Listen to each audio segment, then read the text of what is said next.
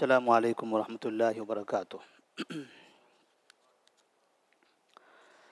الحمد للہ رب العالمین والصلاة والسلام علی رسولہ الامین وعلی آلہ وصحبہ اجمعین ومن تبعہم بإحسان الی یوم الدین، اما بعد فاعوذ باللہ من الشیطان الرجیم، بسم اللہ الرحمن الرحیم۔ لَتَجِدَنَّ أَشَدَّ النَّاسِ عَدَاوَةً لِلَّذِينَ آمَنُوا الْيَهُودُ وَالَّذِينَ أَشْرَكُوا۔ سیرت النبی صلی اللہ علیہ وسلم کے اس سلسلے میں آج کے درس کا عنوان ہوگا جنگ بدر میں مسلمانوں کی کامیابی اور مشرکین کی پریشانی۔ مدینہ میں آنے کے بعد نبی صلی اللہ علیہ وسلم کے ساتھ صحابہ رضی اللہ تعالیٰ عنہم کے ساتھ بدر کے مقام پر ایک پہلی جنگ لڑی گئی تھی جس کو جنگ بدر کہا جاتا ہے۔ مسلمانوں کو ایسا لگتا تھا کہ اس جنگ میں بڑے بڑے سردار مارے گئے، ابو جہل، امیہ بن خلف، عتبہ بن ربیعہ، شیبہ بن ربیعہ، اسی طرح سے ابو لہب جو اپنے ہی شہر میں رہ کر اس کا بیماری میں انتقال ہو گیا۔ یہ وہ افراد تھے جو ہمیشہ مکہ میں دشمنی کی آگ بھڑکایا کرتے تھے۔ ان سب کا خاتمہ ہو چکا تھا، تو ایسا لگتا تھا کہ اب یہاں سے مدینہ کے مسلمان اطمینان اور سکون کی زندگی گزاریں گے، لیکن ایسا نہیں ہوا۔ جنگ بدر میں کامیابی تو ہو گئی، مشرکین مکہ شکست کھا گئے، لیکن جنگ بدر نے کئی جنگوں کا دروازہ کھول دیا۔ سن 2 ہجری میں جنگ ہو رہی تھی۔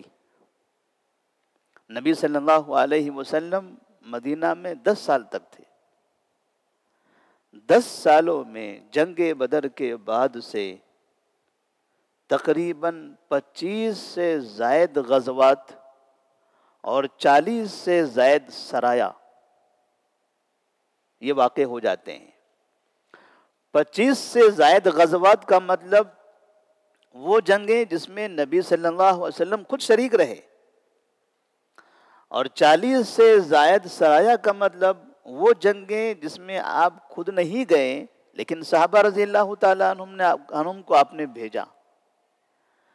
نبی گئے ہوں یا نہ گئے ہوں، جنگ تو مسلمانوں سے ہوئی۔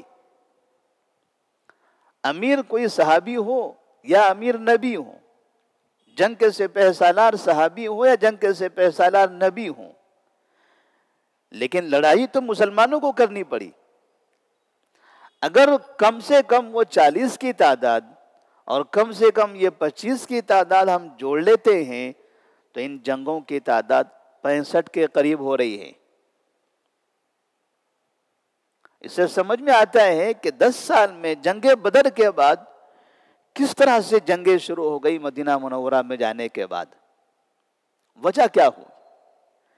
کس وجہ سے اتنی زیادہ جنگیں کرنی پڑی؟ حالانکہ آپ تو کامیاب ہو گئے تھے، مکے والے ساری دنیا میں، سارے عرب میں رسوا ہو گئے تھے، لیکن ایسا جیسے لگتا تھا کہ اب یہ جنگ کا، یہ دشمنی کا، یہ عداوت کا سلسلہ تھم جائے گا، ایسا نہیں ہوا، بلکہ یہاں سے ایک ایسی آگ بھڑک اٹھی کہ بار بار جنگیں ہوتی رہی۔ وجہ یہ تھی کفار مکہ جنہوں نے پہلے سے یہ طے کیا تھا کہ ہم مدینہ میں داخل ہو کر مدینے والوں کا خاتمہ کریں گے،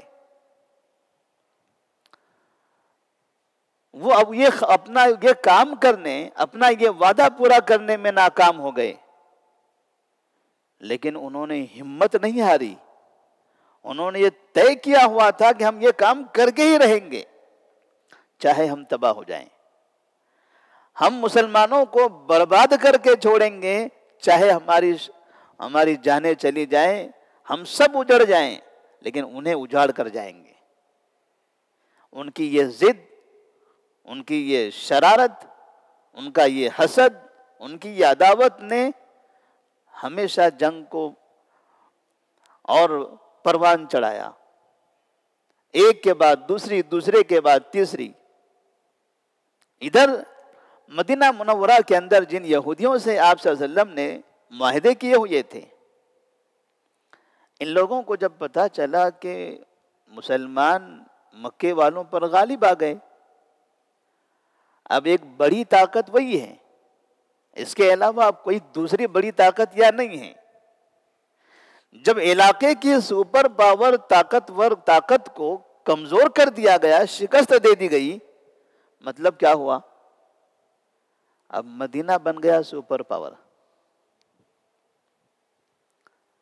جب وہ کمزور ہو جائے, وہ شکست کھا جائے, تو کہے یا نہ کہیں مدینہ منورہ کی طاقت کا بول بالا ہونے لگا, اور یہودیوں کو مسلمانوں کی طاقت راس نہیں آئی. مسلمان طاقتور ہو گئے, جن سے ہمارے تعلقات تھے کفار مکہ, وہ کمزور ہو گئے. اب نہ ان کی چلے, جب ان کی نہ چلے تو ہماری کیا چلے؟ ہم بھی کمزور ہیں, ہماری بھی تعداد کمزور ہے. مسلمانوں نے ویسی فوج کو شکست دے دی تو ہم تو کچھ بھی نہیں ہیں. اس وجہ سے مدینے کے اطراف میں رہنے والے جو یہودی تھے, اب انہوں نے باقاعدہ حسد, نفرت کا اظہار کرتے ہوئے الگ الگ طرح کے حربے استعمال کرنے لگے کہ کسی نہ کسی طرح سے مدینے کو اندرونی طور پر کمزور کر دیا جائے.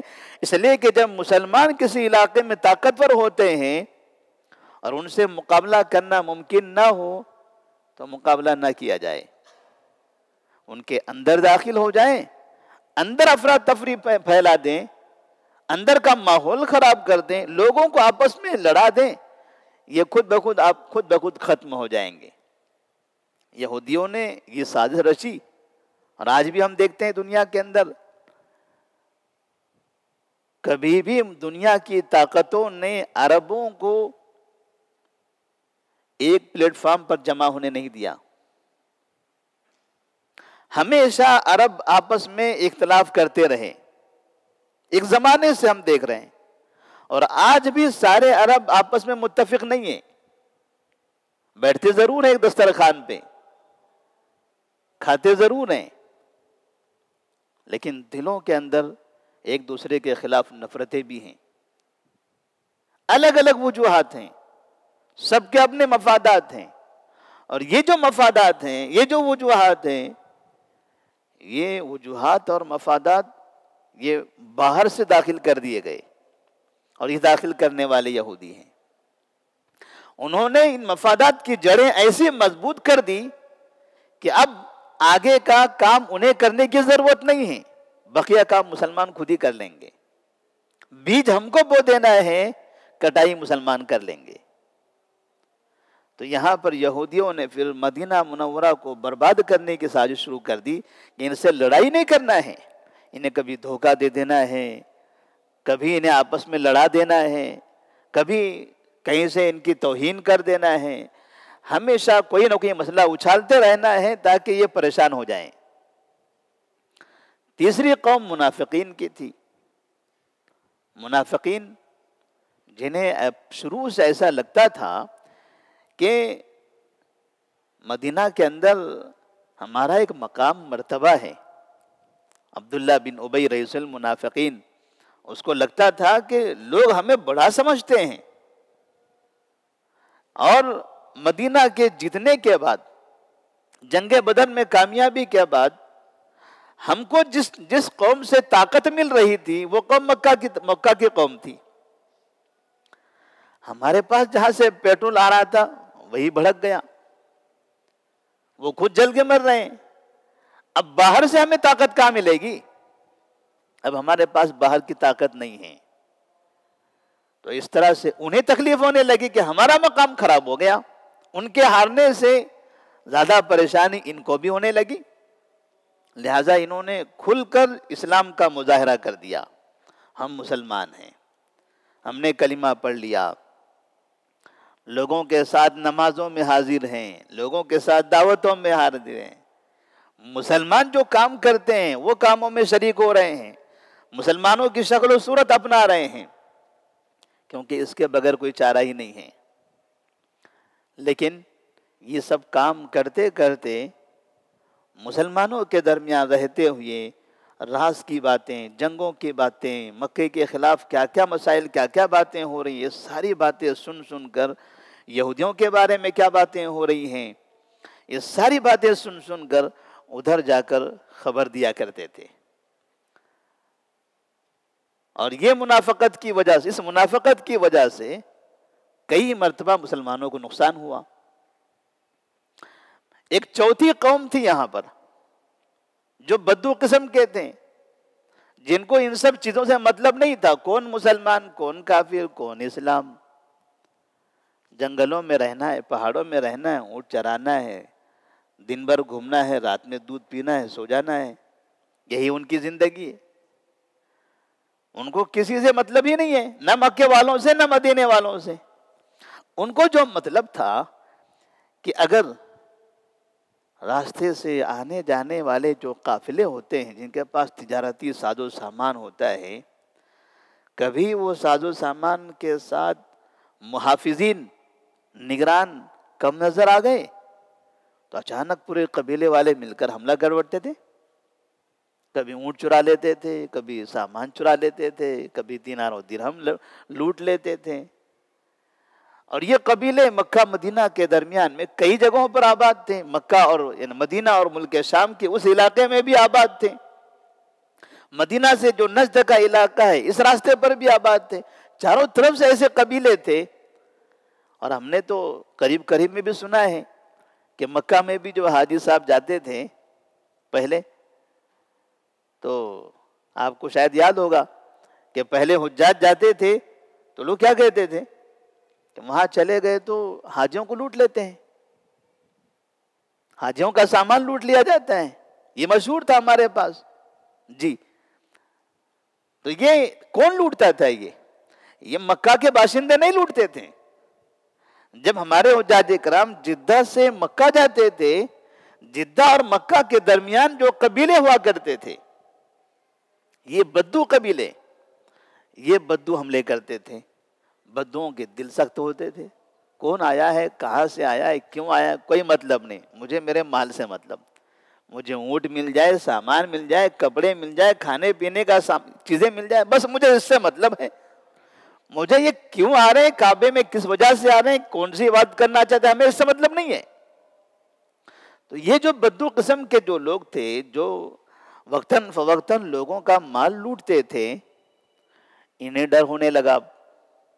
انہیں ایسا لگنے لگا کہ اگر مدینے والوں کی طاقت میں اضافہ ہو گیا، یہ مضبوط ہو گئے، تو ایسی صورت میں مدینے کے اطراف کے سارے علاقے محفوظ ہو جائیں گے.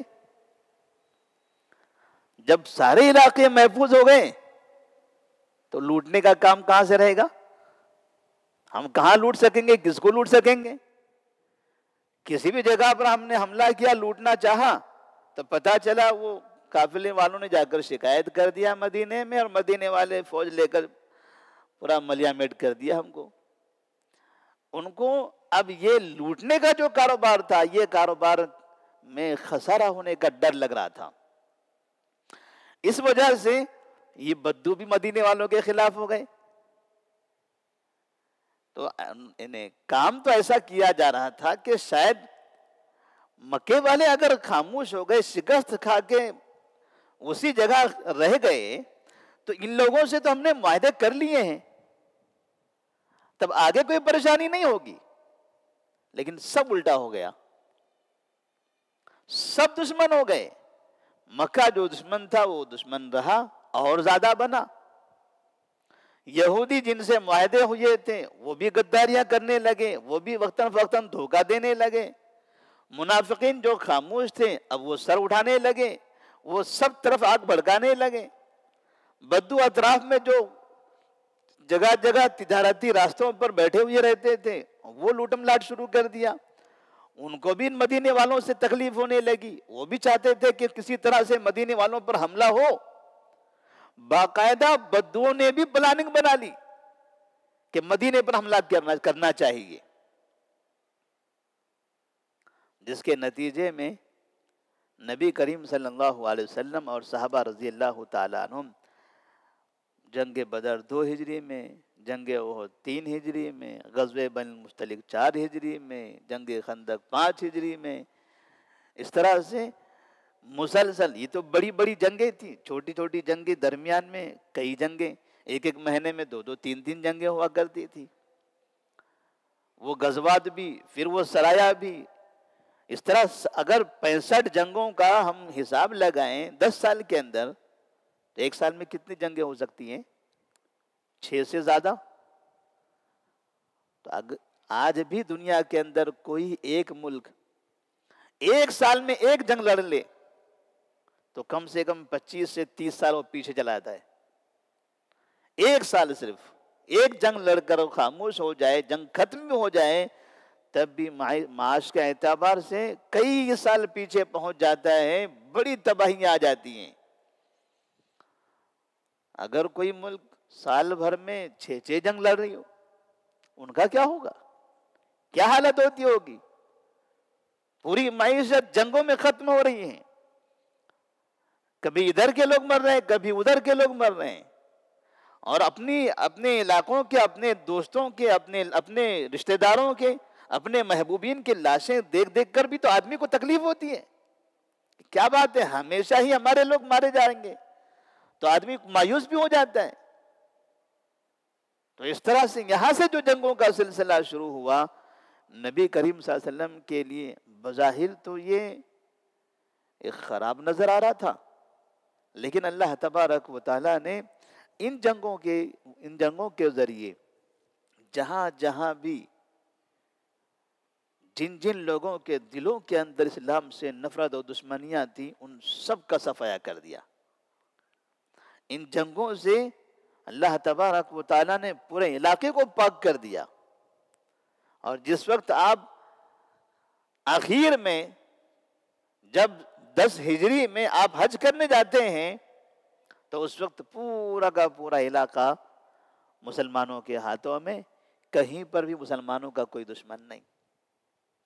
تو اللہ تبارک و تعالیٰ نے آخر میں مسلمانوں کو فتح عطا فرمائی، مسلمانوں کو کامیابی عطا فرمائی. تو ایک چیز اس سے یہ ثابت ہوتی ہے کہ اگر مسلمان کبھی کوئی جنگ لڑنے کسی سے کامیاب بھی ہو جائیں تو ایسے نہیں کہا جائے گا کہ اب سامنے والے کبھی مسلمانوں پر حملہ نہیں کر سکیں گے. کبھی کبھار لوگ کہتے ہیں نا فلاں ملک ہے، سب مل کر ایسے حملہ کر دینا چاہیے. تو کیا ایک مرتبہ کسی پر حملہ کر دیں تو بعد میں پھر وہ کبھی شرارت نہیں کرے گا؟ یہ کرتا رہے گا، چلتے رہے گی سب چیزیں. اور ایسا بھی نہیں کہ ایک مرتبہ ہم کسی جگہ کامیاب ہو گئے تو ہمیشہ ہی کامیاب ہوں گے اس لیے کہ ہم مسلمان ہیں. جنگ بدر میں کامیاب ہوئے تھے مسلمان، اور جنگ احد میں 70 کافروں کو جنگ بدر میں قتل کیا تھا، اور اس کے 1 سال کے بعد جنگ احد میں اپنے 70 آدمی گنوا دیے، 70 صحابہ شہید ہو گئے. تو اس طرح سے جنگ یہ دونوں طرف جھولتی رہتی ہے، کبھی ادھر کبھی ادھر. اگر مسلمان ہے تو ہمیشہ جنگوں میں کامیاب ہو جائے یہ ضروری نہیں ہے. کامیاب ہو تو اللہ کی مدد سے، اور ناکام ہو تو یہ ان کی آزمائش ہے، یہ ان کی کسی کوتاہی کا بدلہ ہے. تو اس طرح سے مسلمانوں کو ہر حالت میں اللہ تبارک و تعالیٰ کا شکر ادا کرنا چاہیے کہ ہم جس حالت میں بھی ہیں اللہ تیرا شکر ہے. اللہ سے دعا ہے کہ اللہ تبارک و تعالی ہم تمام مسلمانوں کو ہر طرح کے فتنے سے، ہر طرح کی شرارتوں سے محفوظ فرمائے۔ السلام علیکم ورحمۃ اللہ وبرکاتہ۔